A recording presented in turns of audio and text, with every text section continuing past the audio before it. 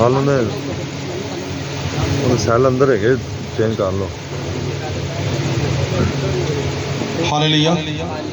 मसीह के बाबरकत फतेहमंद जिलानी नाम में आपको सलाम।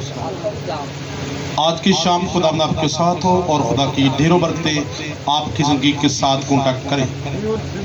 सो आए अजीजों, वक्त को गनीमत जानते हुए हम कलाम अक़दस को ओपन करेंगे और मरकस की अंजील 12 बाब उसकी 17 आयत को पढ़ेंगे।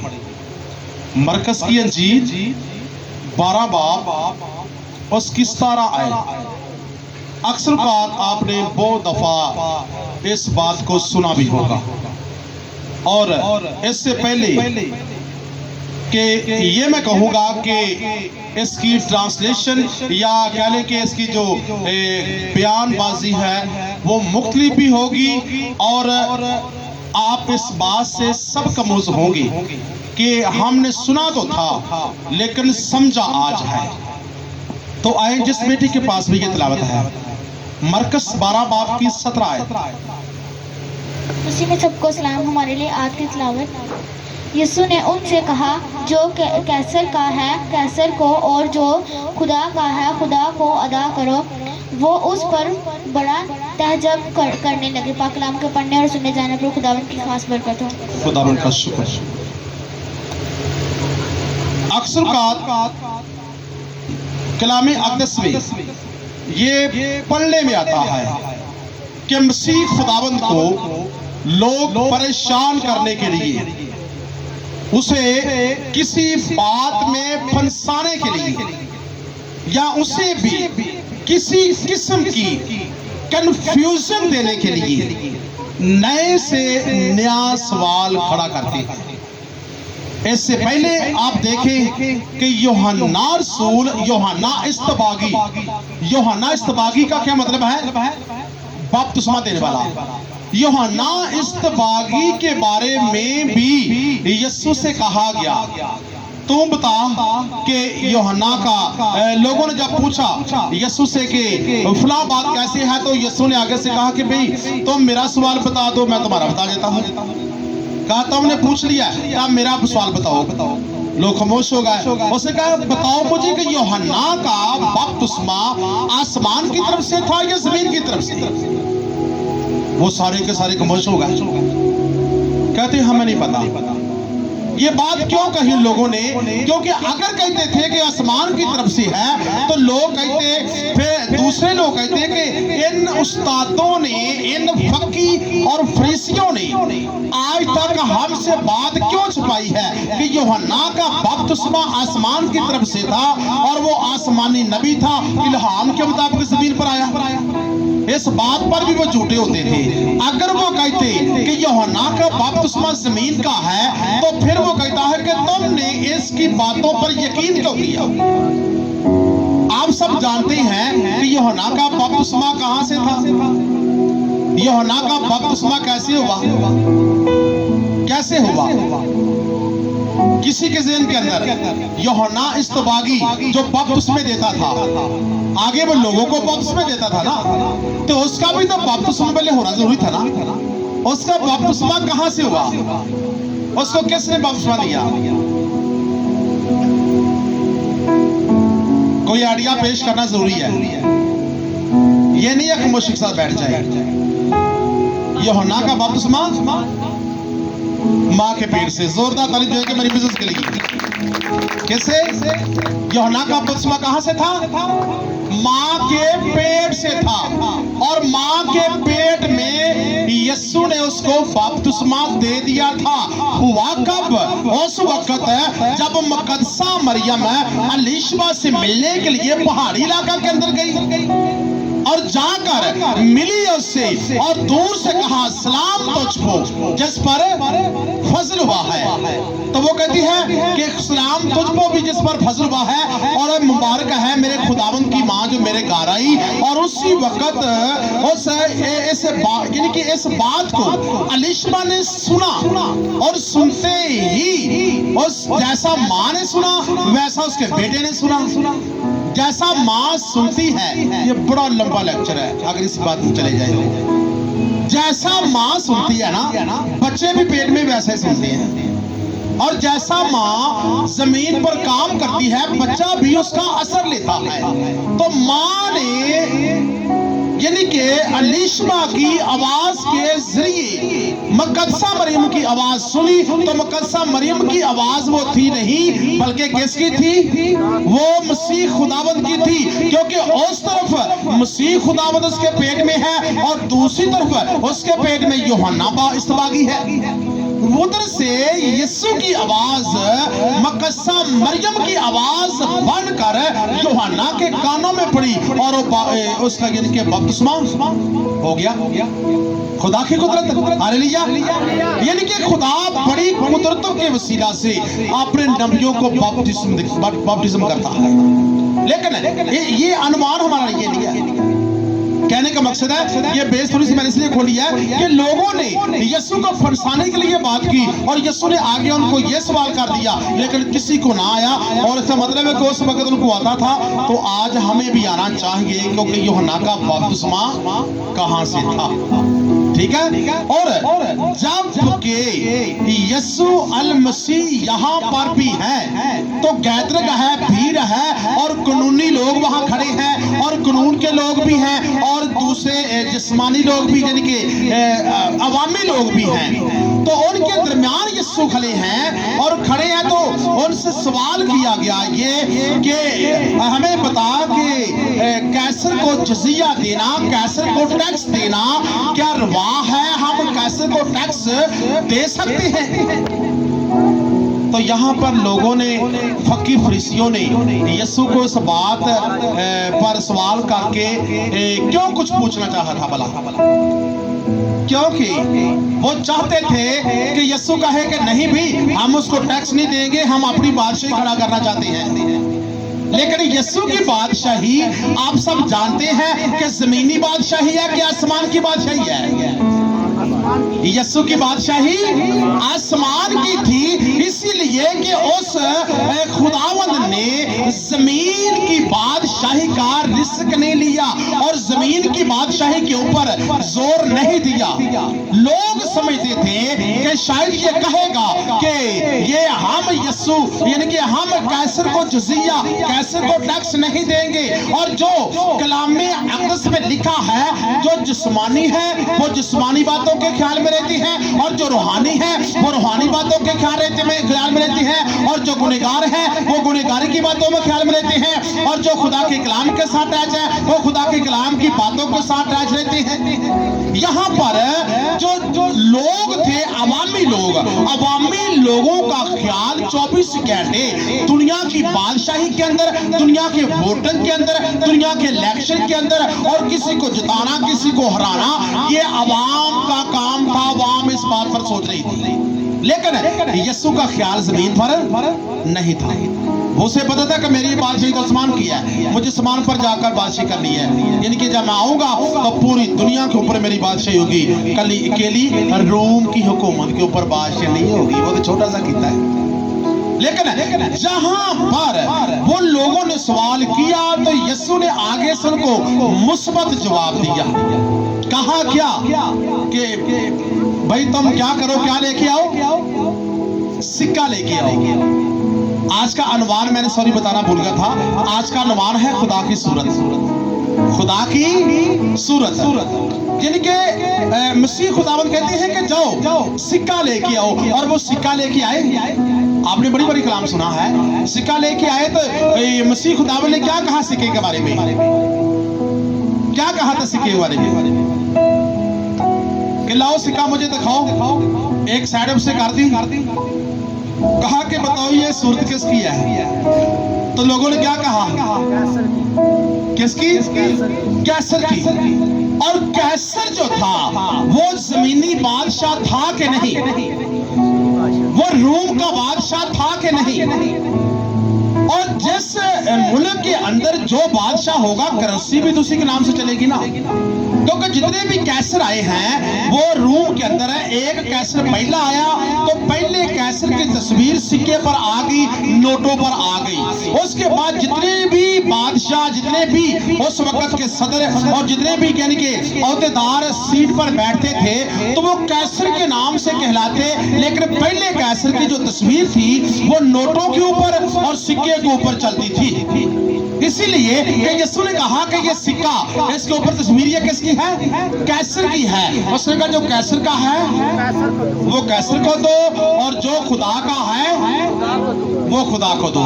यहाँ पर मसीह खुदाबंद कैसर का सिक्का, कैसर की तस्वीर तो दिखा देते हैं और बाकी रही बात वो कहते हैं जो खुदा का है वो खुदा को दो, और खुदा का सिक्का नहीं दिखाते और खुदा की जो सूरत वो भी नहीं दिखाते। यहाँ पर ये नहीं है, दिखाई नहीं है, उसने बरसरियाम दिखाई है।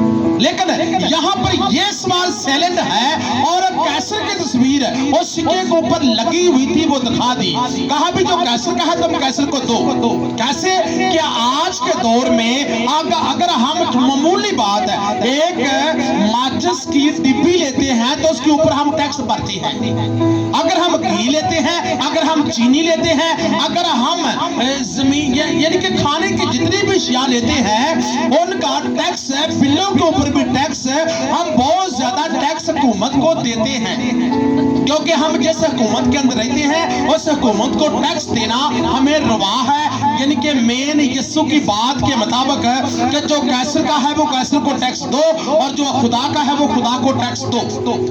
जिस्मानी तौर पर हम टैक्स दे रहे हैं। क्या कोई भी हुकूमत के अंदर रहता हुआ क्या वो हुकूमत को टैक्स ना दे तो क्या उसके ऊपर सजा वाजिब होगी कि नहीं होगी? उसको हुकूमत पकड़ेगी कि नहीं पकड़ेगी? हाँ भाई तू इतने रहना पे है, तू फलां जी का टैक्स क्यों देता, तू फलां जी का टैक्स क्यों देता, उससे जेल खाना में बंद कर दिया जाएगा, सजा होगी। बहुत सी आगे ऑप्शन है बेशुमार। लेकिन कहने का मकसद है कि अगर हम हुकूमत के अंदर हैं तो टैक्स देते हैं। उसके बाद रही बात कि जो खुदा का है वो खुदा को दो, और वो सिक्का तो दिखाया गया यीशु ने जिस्मानी तौर पर दिखा कर कहा कि ये कैसर की तस्वीर है, ये कैसर को अदा करो, और जो खुदा का है वो खुदा को दो। खुदा का सिक्का कहां पर था और खुदा की तस्वीर कहां पर थी, और खुदा की तस्वीर दिखाई गई और खुदा का सिक्का भी दिखाया गया था और इससे पहले भी दिखाया गया। और वो सिक्का जो खुदा का है सिक्का वो कौन सा है? जो कैसर का वो तो कैसर का था, लेकिन खुदा का सिक्का कौन है? थोड़ा सा वजाहत कीजिए किसी के जिम्मे हो। खुदा का सिक्का कौन सा है? जो खुदा का है वो किसे दो? अगर आपने पहली बार ना सुना होता ना, इससे पहले सुना था मुझे जरूर बताते आप। जो खुदा का है वो तो खुदा का कौन सा सिक्का हम देगी? क्या अच्छी बात है, बहन ने कहा तो है ना, ये तो नहीं वो खामोशी से बैठी है। Very good. और को व्यू जैसे बहन ने कहा कि 10वां हिस्सा खुदा को दो, कि इस तरह और भी किसी के दिल में हो सकता है कोई भी सवाल कोई भी बता दे। व्यू लूज तो लाजमी नहीं चाहिए। कलाम अच्छी बात है, कहा तो है ना भाई, मैंने कहा कहा तो है ना, बोलेगे तो बरकत मिलेगी ना। अगर बोलेगे तो बरकत तो कब मिलेगी? खुदा कहता है कि जो बोलता है वो नरम दिल है, खुदा उसके अंदर बात करता है, और जो बोलता नहीं वो सख्त दिल है, वो कलाम नहीं करता। तो कलाम किया जाता है नरम दिली के साथ है, कहा जाता है नरम दिली के साथ है, वैसे नहीं कहा जाता। हालेलुया। जो खुदा का है वो किसे दो? वो खुदा को दो। और आप सब जानते हैं कि पैदाइश की किताब उसका गालबन आप पहला बाप की 27 आयत पढ़कर देख ले तो सब कहते खुदा ने इंसान को अपनी सूरत पर पैदा किया। खुदा ने आप इंसान को कहां पैदा किया? अपनी सूरत पर पैदा किया, खुदा की सूरत पर उसको पैदा किया। कहेंगे कि बात किधर धीरे चली किधर को गई है? यहाँ थोड़ा सा मोड़ आ जाता है ना कि बात तो सिक्के की है, लेकिन चली किधर चली गई है कि जो खुदा ने इंसान को अपनी सूरत पर पैदा किया। यहाँ पर सही बताना कुछ कंफ्यूजिंग होती है कि किवें खुदा दी सूरत नूं पैदा किया, इंसान नूं तां पैदा किया, लेकिन गल तां सिक्के च होंदी भी बंदे नहीं होंदी, बंदे दी गल होंदी पई है। आप मुझे ये बताएं कि एक जो इंसान है उसे किस चीज से बनाया गया है? मट्टी से बनाया गया है। इंसान मट्टी का बना, और अगर मट्टी को आप गोए, जैसा कि खुदा ने मट्टी को पकड़ा, उसे गूंदा हाथों के साथ, जैसे पंजाबी के गोना, खुदा ने मिट्टी ने गोया ते गो के उन्हें की किया, मिट्टी ने गो के उन्हें मिट्टी ने गो के ना उन्हें रख दिता कि तो उन्हें कोई चीज तुसी ना बनाओ दे, और मिट्टी आपकी सूरत बहा के बहा सकती भला कि मेरी सूरत आए। मिट्टी का पहले अपनी सूरत बहा दी पी कि मैं मिट्टी हाँ, देखो मैं गोल मटोल हाँ, या मेरा रंग काला है चिट्टा है, ये तो सानू मिट्टियां लग गई, को काला मार गया, मेरे वर्गा को चिट्टे बन गए, ऐसा करे कि नहीं? लेकिन मिट्टी कोई सूरत नहीं है, मिट्टी के रंग तो बेवजूद यानी कि बेशुमार है, लेकिन मिट्टी की सूरत जो है, जैसे हमारी सूरत है ऐसे मट्टी की सूरत नहीं है। मट्टी की सूरत कोई भी नहीं है, कोई शबी नहीं है। मट्टी ओनली वन मट्टी है। मट्टी को कोई सूरत इंसानों की तरह खुदा ने नहीं दी। आप देखेंगे तो पकड़े के, मैंने कहा कि मट्टी तो मट्टी होगी ना, उसके ऊपर कोई सूरत होगी या किसी चीज की भी नहीं होगी। तो खुदा ने क्या किया, लिखा है कि मट्टी को पकड़ा, उसे गूंदा, अपने हाथों से गूंदा, और गूंद कर उसके ऊपर मोहर लगाई, और मोहर थी जैसा कि कैसर ने उस सिक्के के ऊपर अपने मौत की, अपने चेहरे की मोहर लगाई। तो खुदा ने भी मट्टी पकड़ी और मट्टी का ढांचा बनाकर उसके लास्ट यानी कि स्टार्ट पे उसने क्या किया, अपने चेहरे की क्या लगा दी, मोहर लगा दी, अपने चेहरे का ठप्पा लगा दिया। कहा कि ये मट्टी का सिक्का मेरे सूरत पर है, मेरे चेहरे पर है, ये जमीन पर जैसे जैसे खर्च होगा ये मेरा सिक्का है, और ये कभी भी इब्लीस के गले में नहीं जाएगा, बल्कि मेरे गले में आएगा और मेरी तरफ आएगा और मुझे कहेगा कि तू मेरा खुदाबंद है और मैं तेरा बंदा हूं, और मैं तुझे पुकारूंगा और तेरे नाम की स्तुति करूंगा। हालेलुया। तो खुदा की सूरत पर इंसान जो मट्टी का बना है वो खुदा की सूरत है, और वो सूरत आज ये चेहरे जो हम जितने देख रहे हैं ये किसकी सूरत पर है? ये खुदा की सूरत पर है, ये खुदा के चेहरे के मुताबिक है। आप देखें पैदाइश 9 बाब की 6 आयत के अंदर, पैदाइश 9 बाब की 6 आयत के अंदर खुदावंद फिर इंसान को इंकश करता है। खुदा ने इंसान को अपनी सूरत पर बनाया है। खुदा ने फिर कहा कि खुदा ने इंसान को अपनी सूरत पर बनाया है। ऐ इंसान, तू इंसान का कत्ल करता है, लेकिन तू ये नहीं जानता कि ये इंसान का कत्ल नहीं है, बल्कि ये मेरे चेहरे, मेरे सिक्के का कत्ल है। उस वक्त कैन ने हाबल को कत्ल किया और खुदा ने आसमान से आवाज लगाई, ऐ कहन तूने हाबल को कत्ल कर दिया है, अपने भाई को तूने मान डाला है, उसका खून जमीन पर से मुझे पुकारता है और मैं कहता हूं तेरा भाई कहां है? तो उसने कहा कि मैं अपने भाई का मुहाफिज नहीं हूं। उसने कहा याद रख कि मैंने उसे अपनी सूरत पर बनाया था, और जो मेरी सूरत को यानी कि मेरी सूरत को यानी कि उस किसी भी तरीके से उसे कत्ल करेगा या उसे मारेगा तो मैं उस शख्स को माफ नहीं करूंगा।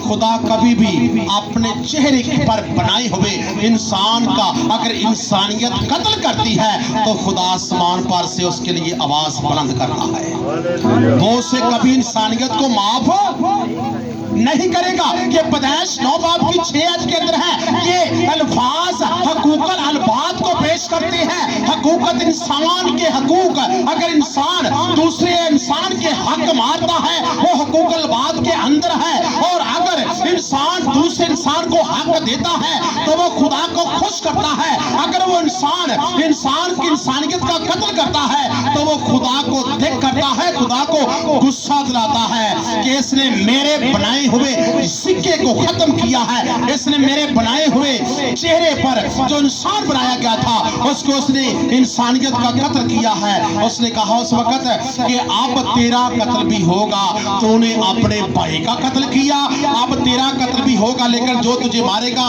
वो 70 गुना बदला पाएगा। और वो जंगल को भाग गया। उसके बाद खुदा के साथ उसका कोई कॉन्टैक्ट नहीं रहा। रहा, क्योंकि जो लोग इंसानियत का कत्ल करते हैं खुदा के साथ उनका कॉन्टैक्ट कोई नहीं होता, वो खुदा से हटकर होती है। इसीलिए कि यहाँ पर खुदा ने कहा कि मैं उसे माफ नहीं करूंगा। और उसके बाद लिखा है ज़बूर 51 की 5 आयत के अंदर, देख मैंने बदी में सूरत पकड़ी। पहले स्टेप के अंदर खुदा ने इंसान को मिट्टी से बनाया था। अब इंसान जब एक बार बना है, बार बार खुदा मिट्टी से बनाता नहीं है, बल्कि उसके बाद क्या उसने किया, इंसान को पैदा करना शुरू कर दिया। तो जब इंसान पैदा होना शुरू हो गया, वो तो तरीका एक डिफरेंट था कि खुदा ने मिट्टी को, इंसान को मिट्टी से बना डाला, उसके ऊपर अपने चेहरे की मोहर लगा दी। उसके बाद जब इंसान पैदा होने लगे तो खुदा ने अपनी कुदरत को ज़ाहिर किया, और जो बच्चा पैदा होता वो सेम उसी सूरत का पैदा होता जो कि पहले बनाई गई थी, क्योंकि खुदा ने जो सिक्के के ऊपर अपनी मोहर लगा दी वो कभी भी रहेगा या बेकार नहीं हो सकती। इसीलिए उस वक्त से लेकर आज तक इस मिट्टी के ऊपर खुदा ने अपनी मोहर लगाई हुई है, और ये मिट्टी कहलाती है इंसान। कैसर ने अपने सिक्के पर मोहर लगाई थी, वो कहलाता था कैसर का सिक्का। आज हम कैसर के सिक्के नहीं हैं, बल्कि हम हैं खुदा के सिक्के। हम खुदा की सूरत पर हैं, हम कैसर की हुकूमत की और सिक्कों की सूरत पर नहीं है, बल्कि हम खुदा के खून खरीदे हुए हैं। तो यहाँ पर ये खुदा कहता है कि मैंने, इंसान कहता है मैंने जब बदी में सूरत पकड़ी। अगर हम बदी में सूरत भी पकड़ते हैं ना, मैं भी पैदा होया वेखो, मैं ही पैदा होया वेखो, विच बुराई ते मैनू विच गुनाह दे, हम सब गुनाह के अंदर पैदा होते हैं। लेकिन खुदा अपनी कुदरत के वसीला से फिर भी इंसान को अपनी शबीह, अपनी शक्ल पर पैदा कर देता है। हालेलुया। ये खुदा की बहुत बड़ी कुदरत और कारागरी है। उसकी कुदरत और कारागरी के लिए जोरदार बड़हाना क्लैपिंग करते हैं, उसके नाम की तमजीद करेगी। Hallelujah Hoshana. क्योंकि खुदा की कुदरत है लाजवाल, और खुदा की कुदरत अनदेखी कुदरत है। अपने कामों से पाए सबूत और अमल दरामद के साथ हमारी जिंदगी के अंदर वो उतर आती है, तो हम खुदा के वेदों को समझते हैं। वैसे हम खुदा के वेदों को समझे, जब तक हम खुदा को दिल नहीं देते, तो दिल दिए बगैर ये कलाम आपके अंदर, आपके दिल के अंदर कभी उतर नहीं सकता। खुदा को दिल देना पड़ेगा। तो खुदा फिर कहता है कि मैं तेरे अंदर क्या करूंगा, चश्मे पैदा कर दूंगा, और वो चश्मा जो कभी बंद ही नहीं होगा। लेकिन वो चश्मा पैदा उस वक्त होता है जब हम खुदा को दिल देते हैं। तो खुदा उस वक्त कहता है बेशक तूने बदी में सूरत पकड़ी, और आज तू बपतिस्म होकर जिनके गुनाह से भरी और खुदा पाकरू का बपतिस्मा लेकर आसमानी इनाम को हासिल कर चुका है। तो अब मैं तेरे लिए, तेरे जिस्म से, तेरे दिल से कलाम के चश्मे जारी कर दूंगा। उस वक्त होते, पहले नहीं होते। ठीक है। और उसके बाद यशायाह भी कहता है कि देख मैंने तेरी सूरत अपनी हथेलियों पर रखी है। ये किसने कहा? खुदा ने। खुदा ने कहा कि ऐ इंसान देख मैंने तेरी सूरत अपनी हथेलियों पर खोद रखी है। मैं जब चाहूं अपनी हथेली को ऐसा करूं, बेशक तू जहां कहीं भी छुपा है। वो कहता है कि मैं अपने चेहरे को देख लेता हूं कि मेरा चेहरा जो फलां चेहरा है, फलां इस वक्त ये काम कर रहा है, और फलां मेरा बच्चा इस वक्त ये काम कर रहा है, और फलां मेरी बेटी या फलां मेरे बेटे ये काम कर रही हैं। उसके हाथों के अंदर स्क्रीन है। खुदा के हाथ के अंदर हर शख्स की सूरत है, और उस सूरत को जब चाहे वो हाथ करके ऐसे देख लेता है। बेशक वो आसमानों पर तख्तरशी है, और फिर भी अपनी सूरत, हमारी सूरत को आसमानों पर बैठा देख रहा है। इसकी कुदरत है। खुदा की कुदरत के अलावा हम ये नहीं कह सकते कि खुदाबंद तेरी कुदरत का हम इनकार वो ये करते हैं, बल्कि नहीं, अगर हम खुदा के लोग हैं ना, कैसे के नहीं, तो हम खुदा की कुदरत का इनकार कभी कर ही नहीं सकते। हालेलुया। इसीलिए कि आगे बढ़ते हुए अगर हम आगे जाते हैं, कह लें कि पैदाइश से लेकर तकवीन की किताब, पैदाइशी किताब, आकाशी किताब, इससे लेकर मलाकी नबी की किताब तक, जो कि 37 किताबें हैं, और इनके अंदर खुदा ने अपना चेहरा किसी को नहीं दिखाया। अगर इस किताब उसका 4 बाब की 12 पढ़े तो लिखा है कि इस्राएली लोग खुदा की आवाज तो सुनते थे लेकिन खुदा का चेहरा नहीं देखते थे। वो सिर्फ खुदा की आवाज सुनते और कहते कि खुदा का चेहरा पता नहीं कहाँ है, खुदा हमसे चेहरा हमें नहीं दिखाता।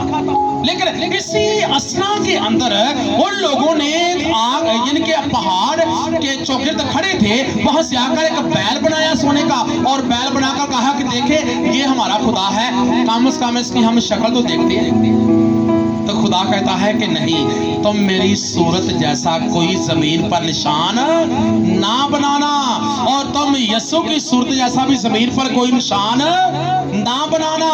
इसीलिए तो मूसा को खुदा ने अचानक गायब कर लिया। उसने कहा कि शायद लोग क्या करेंगे कि मूसा की भी परस्तिश करना शुरू कर देंगे। तो आज तक किसी को मालूम नहीं कि मूसा बैते फगूर पर तो यानी कि उस वक्त उसकी डेथ हुई, लेकिन उसकी कब्र आज तक किसी को मालूम ही नहीं है। खुदा कहता है कि आसमान का मैं खुदा हूं, मेरे अलावा किसी और की परस्तिश ना कर, कुछ जमीन पर डाली हुई मूर्ति के आगे झुक ना, क्योंकि मैं खुदा हूं, सिर्फ मुझे देख, क्योंकि मैं अनदेखी सूरत का खुदा हूं। आगे इसका सबूत हम ले सकते हैं गालबन कुर्सियों की किताब के अंदर 2 बाब की 1 आयत लिखा हुआ है, वो अनदेखे खुदा की सूरत और तमाम मखलूकात से पहले मौजूद था। कौन? मैंने कहा है कि पहले के पैदाइश से लेकर मलाकी नबी की किताब तक खुदा ने अपना चेहरा नहीं दिखाया, खुदा बातें करता रहा। और इसलिए लोग और बाकी लोग नबी, पैगंबर, रसूल, चरवाहे जो भी थे वो खुदा की बातें सिर्फ सुनते थे। लेकिन जब कलाम मुजस्सम हुआ और फजल और सच्चाई से ममूर होकर हमारे दरमियान रहा, हमने उसका ऐसा जलाल देखा जैसा बाप के इकलौते का जलाल। हमने उसका ऐसा जलाल देखा, हमने जलाल को देखा। तो जलाल नाम किसका है? जलाल नाम है यीशु का। यीशु पैदा हुआ, उसका नाम जलाल था, वो जलाली है और वो अनदेखे खुदा की सूरत है, क्योंकि इंसान ने खुदा का चेहरा क्यों ना देखा? क्योंकि इंसानी सूरत बिगड़ चुकी थी। पैदाइश से लेकर मैंने कहा मलाकी नबी की किताब तक इंसान गुनाह के अंदर भरपूर रवा दबा रहा है। तो इसलिए इंसान गुनाह करने से बाज ना आया, तो इंसान को जो सूरत दी गई थी वो इंसानी सूरत बिगड़ गई, वो अपलीसी सूरत हो गई और वो पहले जैसा इंसान ना रहा। तो खुदा ने देखा कि मैंने इसे अपनी सूरत दी थी, लेकिन ये तो मेरी सूरत को बिगाड़ चुका है, तो खुदा उससे दूर होता चला गया। खुदा उसके फिर नजदीक नहीं आया। ये हमारे बस की बात है कि हम अपनी सूरत को बिगाड़े या ना बिगाड़े।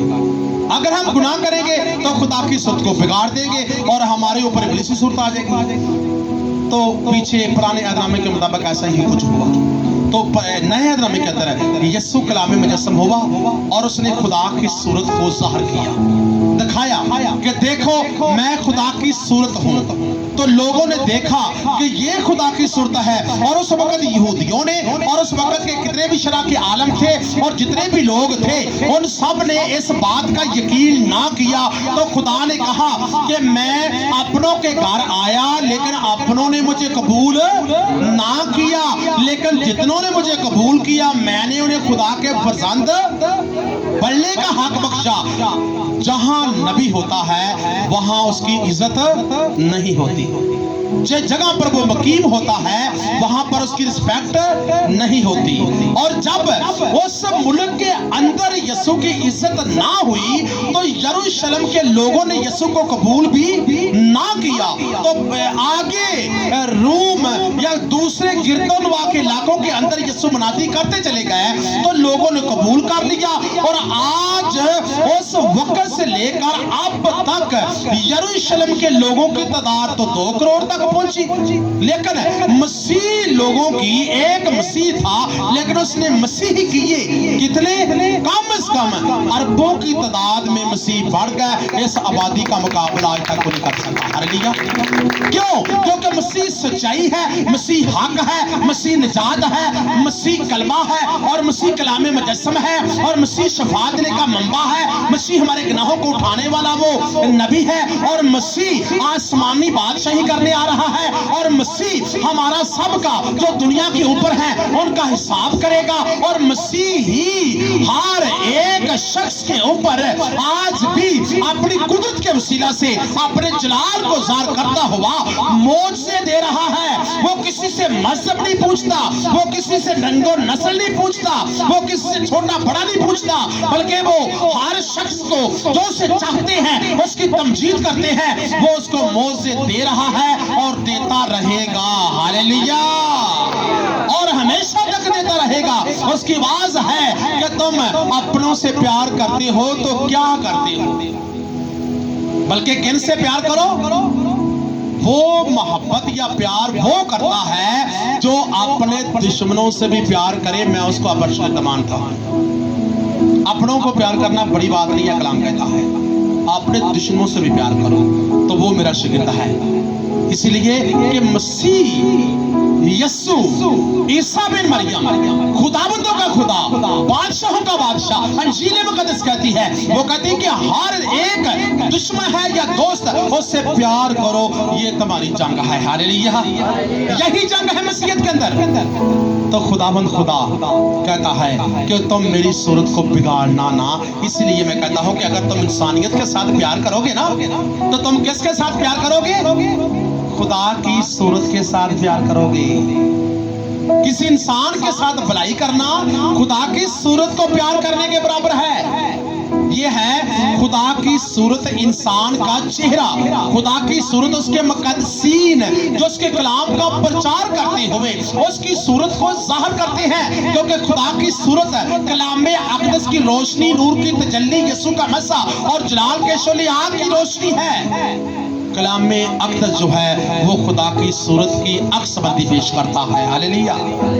इसीलिए यही कलाम जिसके अंदर आ जाता है तो उस इंसान के जिस्म से भी खुदा की सूरत ज़ाहिर होना शुरू हो जाती है। इसीलिए कि वो सिक्का तो बेशक कैसर का था, वो टैक्स देना हर बंदे को रवा है हुकूमत के अंदर रहते हुए, लेकिन खुदा की सूरत का सिक्का जो है वो आप और मैं हैं। हमें ये सिक्के के जरिए जो हमारे ऊपर मोहर लगी हुई है खुदा की सूरत की, और खुदा की सूरत का ठप्पा लगा हुआ है, हमें चाहिए कि हम यीशु के गले में जाए, ना कि अबलीस के गले में गुनाह करके जाए।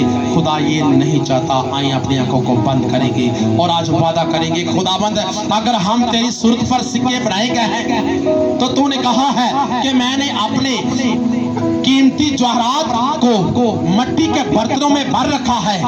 तो खुदाबंद देख, हम जिस्मानी सिक्के बेशक हैं, लेकिन हम तेरी सूरत और तेरी शबीह पर बनाए गए हैं। तो हम तेरे पास जाना चाहते हैं, हम तुझे प्यार करते हैं, हम तेरे हक में आवाज लगाना चाहते हैं कि खुदा बाप हम इंसानी सूरत जो कि तेरी सूरत के बनाए लोग हैं उनसे हम प्यार करेंगे, जिंदगी भर प्यार करेंगे, क़यामत तक प्यार करेंगे, क्योंकि हमें कलाम अक़दस ये समझाता है और अंजील मुक़द्दस, अंजील शरीफ ये हमें सबक देती है कि इंसानियत के साथ प्यार करो और इंसानियत का भला करो और सबके लिए दुआ करो और सबके लिए अपने हाथ बुलंद करके उनके दुआए खैर तंदुरुस्ती को मांगो। आए हम जो खुदा की सूरत पर पूरी दुनिया के अंदर इंसान बनाए गए हैं सबके लिए दुआ करें और सबके लिए दुआ हम करेंगे और अपने लिए भी करेंगे कि हम कहीं गुनाह में न डूब जाए, ताकि हम खुदा की सूरत पर हमेशा कायम रहे। सब दुआ करेंगे। हालेलुया। हालेलुया।